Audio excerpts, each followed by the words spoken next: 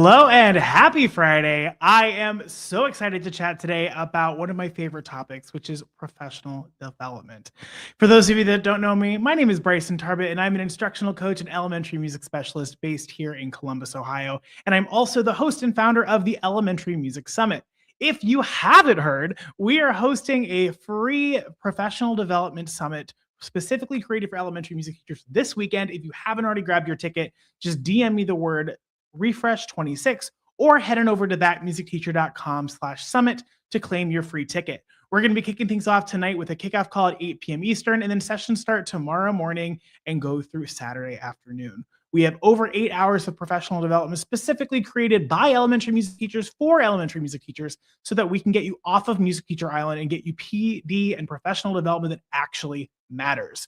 So first of all, if you are here joining me live, if you could do me a huge favor, if you could just let me know that you can hear me and that there aren't any tech gremlins being weird. We've had some strange things happening behind the scenes here at That Music Teacher this week, and I just want to make sure that everything is good to go and for us to have this conversation about what the point of professional development is. Because there's a lot of answers for that question, and I think depending on who you ask, you're going to get a different response. And I think that is where the complexities of education kind of come into play. Hello. So, what is the point of professional development? I'm curious. What do you think? If you are here live or if you're watching the replay, let us know in the comments.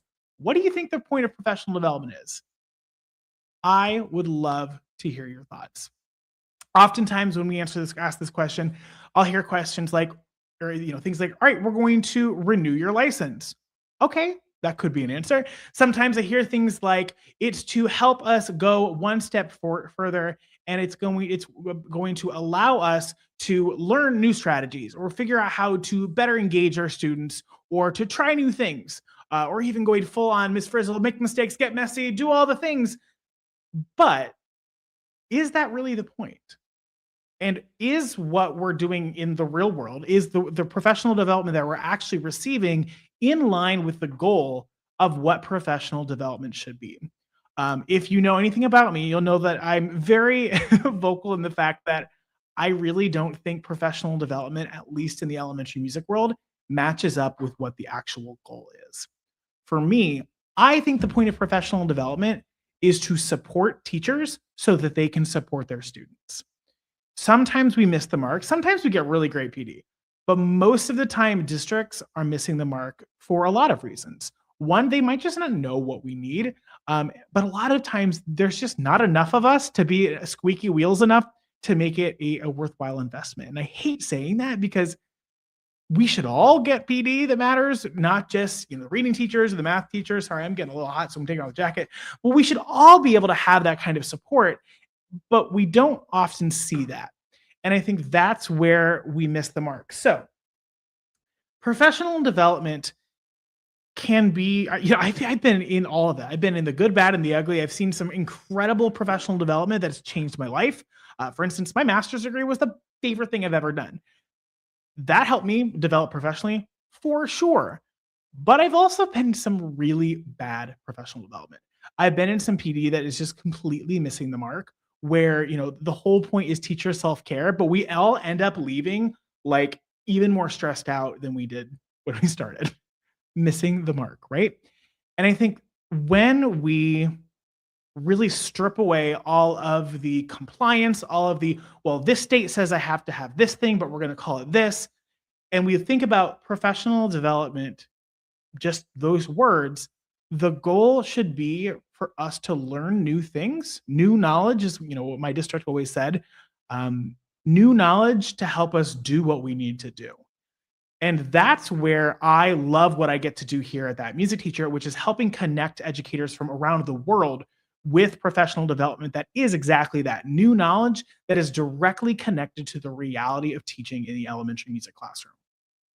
So for instance, in this weekend's summit, we have sessions ranging the whole gamut. We have some things about classroom organization. We have some things about planning a program where it doesn't take over your curriculum. We have things all about transitions, and I love transitions because it saves us time and helps us really use all of our content time. All of these things come together and really help us figure out who we are as teachers and figure out what our students need from us. If you've been around with me before, you may have figured out that I have 5 guiding pillars that I use for pretty much everything I do. Um, I use it for our signature course, General Music Jumpstart, but we also use it inside Elementary Music Edge, our membership, to kind of serve as categories for our workshops. But we also use them when we're coming up with different topics and things like that for our conference. And those are the 5 pillars of general music success. So those are expectations and procedures, approaches and pedagogy, inclusion and differentiation, curriculum and planning, and my favorite one, teacher fulfillment. I truly believe that all of the professional development that we receive, anything training, any books we read, podcasts we listen to, if they're going to help us in one of those areas and they're related to what we actually teach, they're probably going to be a good investment of time. And that's why I love being able to provide professional development and really signal boost a lot of amazing content creators and educators and coaches from around the world through events like the Elementary Music Summit to allow us to strip away all the hootenanny and get everything else gone and really focus on what do I need so I can be a better teacher tomorrow. I want to address an elephant in the room because this is something that I hear nonstop is that teachers are overwhelmed. They don't have time to add one more thing, and they're trying to find a better balance between work and home. I support all of those things. I think you should have a good balance between work and home. I feel like you should be able to walk into your classroom feeling ready to go and knowing exactly what you're doing rather than feeling like your hair's on fire and you're just trying to survive from one class to the next. But here I am also saying there's some professional development on the weekend. And that might seem like a little bit of a disconnect because I'm saying, yeah, take your time. Don't work outside of contract hours, do all these things. But here's some professional development that your district's not going to pay you for on the weekend. And I get it. And if that's where you're at in life, I support that. If you don't want to join us for the Elementary Music Summit this weekend because you're like, you know what, it is my weekend, I'm going to do what I want with it, and I don't want to do that, I support that decision. If you want to grab the replays, we can talk a different story. But even if you're just like, nope, this ain't for me, I support that decision. But if you're sitting there waiting for something to happen or for a new piece of information or a new book or a new podcast or something to kind of become that game changer to help you get through and survive and get beyond surviving and actually thrive through spring break, that's where this investment of time, I think, could be really beneficial. Some things that I want to ask, when you're thinking about, is this a waste of time or is this an investment? And I think just kind of when you're thinking about, let's think of it like money, right? An investment is something where you're putting money in, expecting to get more out. And I think when we're like looking through professional development and say, hey, is this going to be a good investment? Are you going to get more time out of it or more benefit out of it than the time that you're putting in? So, for instance, if you go to a training on transitions like we have this weekend, all right, it's a 30-minute training. Do you think over the course of a year, you can reclaim 30 minutes of instructional time by following the strategies that we talk about? I think you could. But maybe that's not what you're struggling with. Maybe you're struggling with because you love doing performances, but you hate coming up with them. It takes way too long. Well, then we can go in and say, all right, how can we go through the strategies and learn how to create our brand new performance in a fraction of the time in a way that's still joyful, still engaging our students, and again, not making us want to pull our hair out? Is that investment of time worth it to you? If it's not, that's fine. I support that decision entirely. But we have at this point, well over 4,000 attendees who have claimed their free ticket to the Elementary Music Summit this weekend because they're ready to take the next step, to learn something new, to get some new strategies, to connect with other people who understand the realities of their teaching so that they can go from just praying to get through the day to feeling like they can walk into their classroom ready to do what they need to do, ready to engage students, ready to balance the incredibly diverse needs of all of our students that are in front of us and how they can change from day to day. That is what good, high quality, content specific professional development can do for you.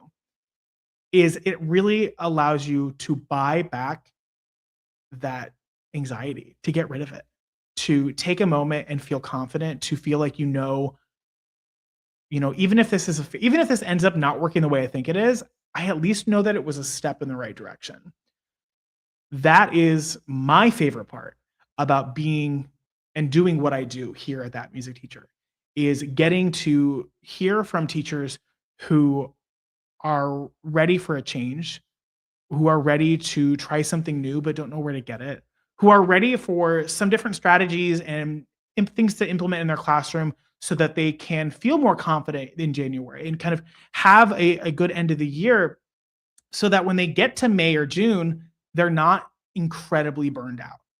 They might still be a little burned out. I hope you won't, but let's be honest, there's a lot going on. But my hope is that by implementing some of the small changes that you'll learn from some of the strategies and ideas and lesson ideas from the Elementary Music Summit this weekend, you'll be able to make some shifts in your teaching that is going to make teaching more sustainable for you, to make it more joyful for you, to make it less chaotic for you.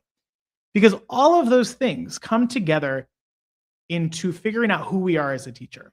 One of my friends, Grace Stevens, she was in the corporate world, then she went into teaching, and then she went into coaching people, teachers, how to find a balance. And one of the things that I love that she says is that your energy teaches more than your lesson plans. And I love that, but I also hate it. Because let's be honest, we've all walked into a classroom and we are so burnt out that our energy is awful. Our students are picking up on that, whether we think they are or not. So what can we do now when we aren't already incredibly burnt out, at least? Maybe we're starting, but we're still on the beginning end of it. What can we do now to implement some new strategies, to try some new lesson ideas so that the rest of the school year can be a success? And that's where professional development comes in. That's where new knowledge comes in. And answering the question of this feed, which is what is the point of professional development? To me, that is the point. So teachers feel they are supported so that they can support their students in their learning. So all that to say, if you have not already claimed your ticket, your free ticket to the Elementary Music Summit January Refresh, it is not too late to join us. You can head on over to thatmusicteacher.com/summit, grab your ticket. We have over 8 hours of professional development. Again, the kickoff calls tonight at 8 p.m. Hey, if you already have your ticket, be sure to join us. We're going to be doing some giveaways that you have to be live to join. Or you have to be joining live in order to win. But we're going to be kicking things off in earnest tomorrow morning with some professional development specifically created by elementary music teachers for elementary music teachers. I want to leave you there with that. And I want to end this live stream the way I end all things, the way I end my sessions, the way I end my podcast episodes, the way I end my coaching calls. And I want to look at you. I'm going to kind of do eye contact because, again, we're on a computer, so you're not really here. I know that teaching can be really, really hard. I know that you might be sitting there burnt out, ready to throw in the towel. And you're like, dude, I just got back from winter break. How am I already this frustrated? First of all, if you're feeling that, take a breath. Acknowledge it, accept it, but let's do something about it. And as always, I want to thank you from the bottom of my heart for being you and for doing what you do. And thank you for making a difference in the lives of the students that you teach. I hope you can join us for the Elementary Music Summit January Refresh this weekend. If you can't join us live, register anyway so you can grab those replays. And I hope to see you tonight at 8 p.m. Eastern for our live kickoff call for the 6th summit. It's our 6th summit that we've done. The 3rd January summit, 6 in total, which is wild to me. I hope you can join us. It's going to be an absolute blast, and I'll talk to you soon.